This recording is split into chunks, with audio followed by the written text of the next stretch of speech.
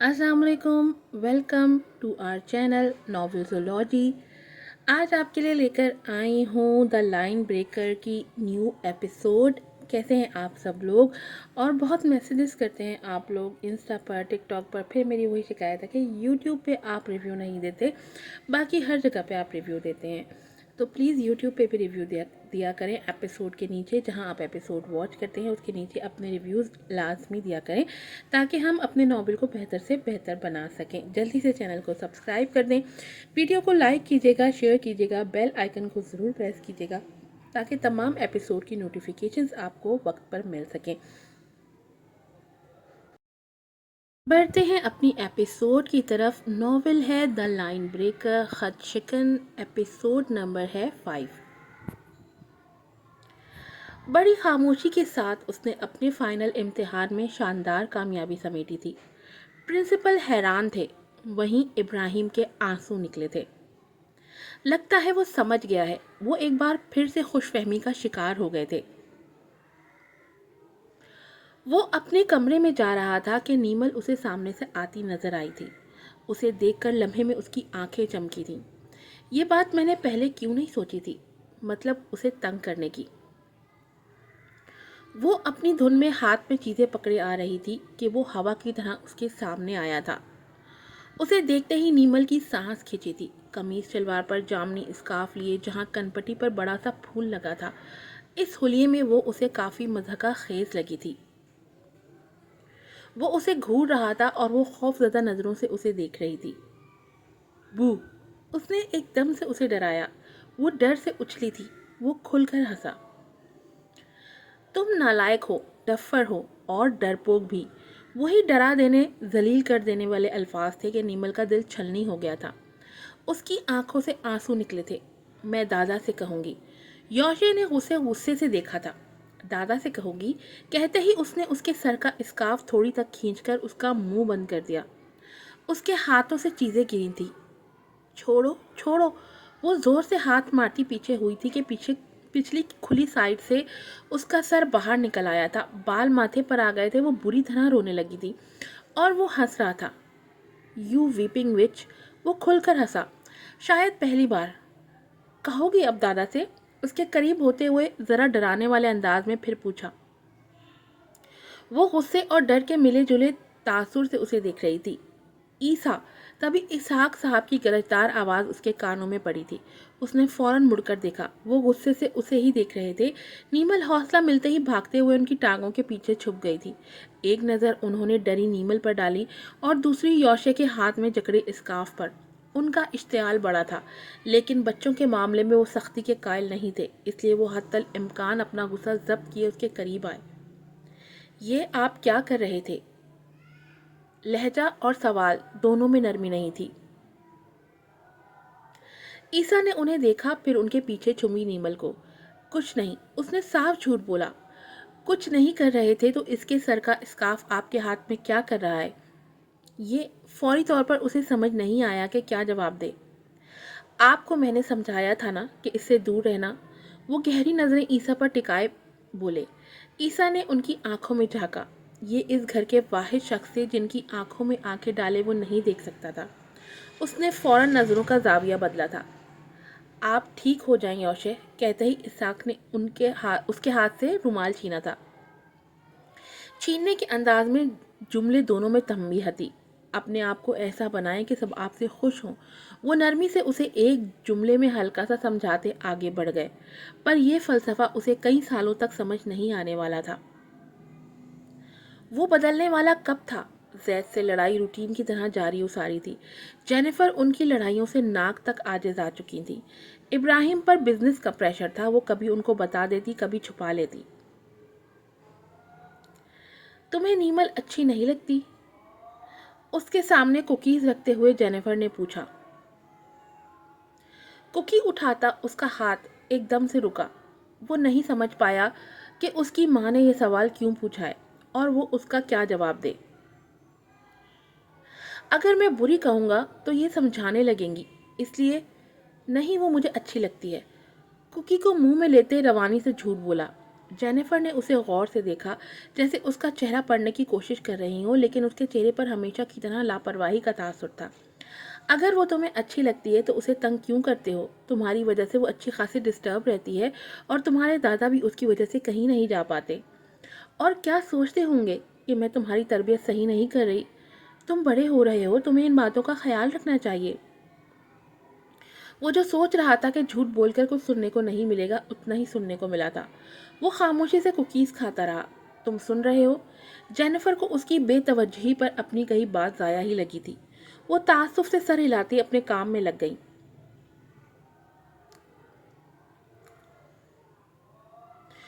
वो लॉन में बैठी थी। उसको असली पत्तों के पेपर पर चिस्पा करने का असाइनमेंट मिला था। वो गुलाबी टॉप और जीन्स में बैठी अपना काम कर रही थी। बंधे से आ बालों की पोनी शोल्डर पर पड़ी थी। योशे ने एहतियातन इधर उधर देखा, मैदान खाली था।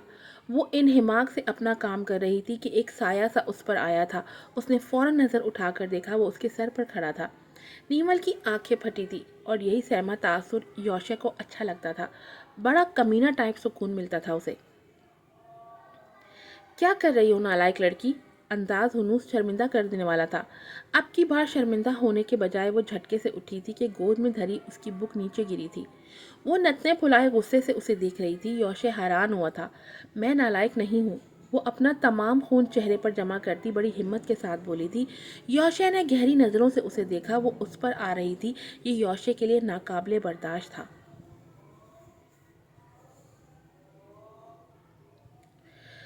तुम गंदे हो, तुम्हारा दिमाग भी गंदा है, और अब अगर तुमने मुझे तंग किया ना, तो मैं डैड से तुम्हारी शिकायत लगाऊंगी।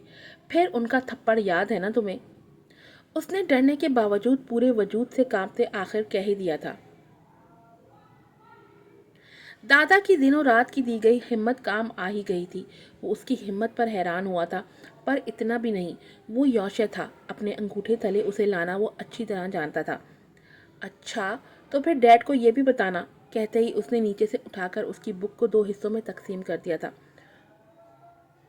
ओह! शौक से नीमल का मुंह खुला और हमेशा की तरह आंसू बाहर निकले। सुर्ख चेहरे और गुस्से से कांपते वजूद के साथ नीमल ने उसे धक्का दिया था। वो लड़खड़ाता हुआ पीछे हुआ, पर गिरा नहीं था। योशे को भी वैसा ही इश्तियाल आया था। उसने नीमल के करीब होते ही जोर से उसकी पोनी खींची थी। तकलीफ की शिद्दत से वो बुरी तरह रो पड़ी थी।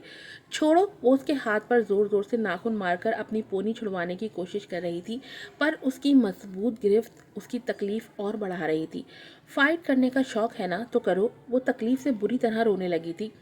दादा! वो हलक के बल चिल्लाई। तभी जैद बरामद हुआ था। योशे, छोड़ो इसे!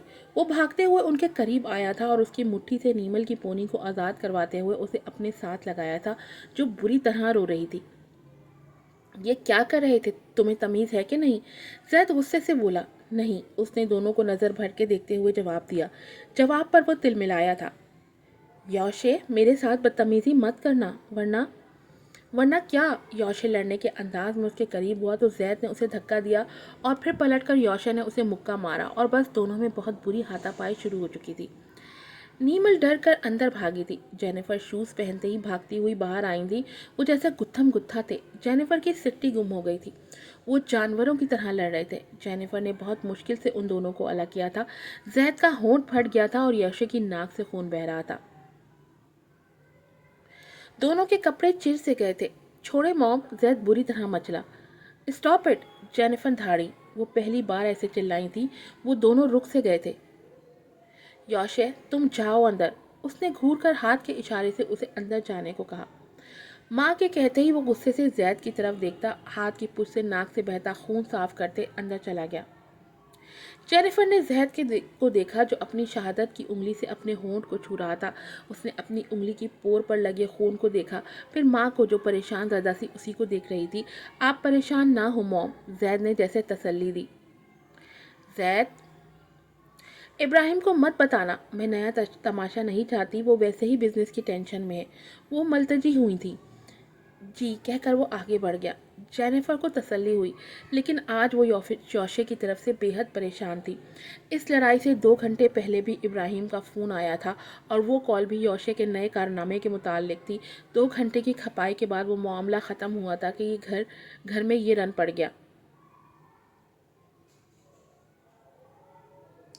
ये वाक़या घर में हुआ था। उसी दिन इसी वाक़ये से 2.5 घंटे पहले इब्राहिम के ऑफिस में भी कुछ हुआ था।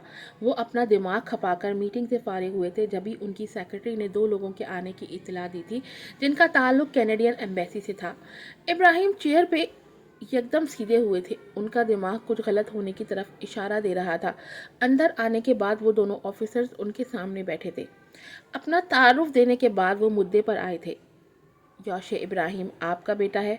एक ऑफिसर ने तस्दीक करना चाही। जी, उन्होंने यकलफ्ज़ी जवाब दिया। ये आपके बेटे योशे का लेटर है, जिसमें उसने लिखा है कि वो कैनेडियन नेशनलिस्ट है और अपने मुल्क वापस जाना चाहता है, पर उसके वालिदैन उसे ना सिर्फ रोक रहे हैं बल्कि फ़िज़िकली टॉर्चर भी कर रहे हैं। आप समझते हैं इस लेटर का मतलब? पूरी बात कहकर उनमें से एक ऑफिसर ने भवें सुकेड़ कर पूछा। वो एक बार फिर सन्नाटे में आए थे। योशे उन्हें इतने शौक दे चुका था कि वो गिनती भी भूल गए थे। फिर उन्होंने 2 घंटे लगाकर कैसे ऑफिसर्स को मुतमईन किया, जेनिफर की उनसे तफसीलन बात कराई, इस मसले को कैसे नरमी से हल किया वही जानते थे। लेकिन इस दफ़ा वो मुकम्मल ज़िद हो चुके थे और अब सर थामे संजीदगी से योशे के मसले के बारे में सोच रहे थे। जो आज हो गया था वो मामूली बात नहीं थी, लेकिन वो बड़े बिजनेसमैन थे, मार्केट में अच्छी वर्थ रखते थे। कुछ जेनिफर के कैनेडियन होने की वजह से भी मामला आगे नहीं बढ़ा था। इब्राहिम काम में इतने मसरूफ़ रहते थे कि अब तो उन्हें जेनिफर से भी बात करने का मौका कम ही मिलता था। अभी भी उन्होंने वर्क फाइल को पढ़कर साइड पर रखा ही था कि दरवाज़ा नॉक हुआ था। मॉम, मैं अंदर आ सकता हूँ? ये जैद की आवाज़ थी। जैद, इस वक्त इब्राहिम ने हैरानी से कहते जेनिफर को देखा और वो उसे कुछ डिस्टर्ब लगी थी। उन्हें कुछ अलग लगा था। आ जाओ, जेनिफर के कुछ कहने से पहले ही वो बोल पड़े। रहने दे, वो हकलाती रह गई तब तक वो अंदर आ चुका था। इब्राहिम ने जैद का चेहरा देखा। ये तुम्हारे होंठ पर क्या हुआ है? वो कुछ कहता कि जेनिफर बोल पड़ी, ऐसे ही चोट लग गई है ना? कहकर उन्होंने जैद को घूरा। इब्राहिम ने बगौर जेनिफर को देखा और फिर जैद को। कोई बात ज़रूर है, सुबह पता चलने से बेहतर है कि अभी पता चल जाए, और जानता हूँ कि ये बात भी योशे के मुताल्लिक ही होगी। अब बोलो, क्या बात है? उसने माँ की तरफ देखा और फिर बताना शुरू कर दिया, झूठ की आमेजिश के साथ। जाओ, इब्राहिम ने जैद को जाने का इशारा दिया। जेनिफर को लगा था कि ये सब सुनने के बाद आज कम अज़ कम वो योशे को नहीं बचा पाएगी, लेकिन जेनिफर को इब्राहिम बहुत संजीदा लगे थे, जैसे योशे के बारे में कोई फैसला कर चुके हों।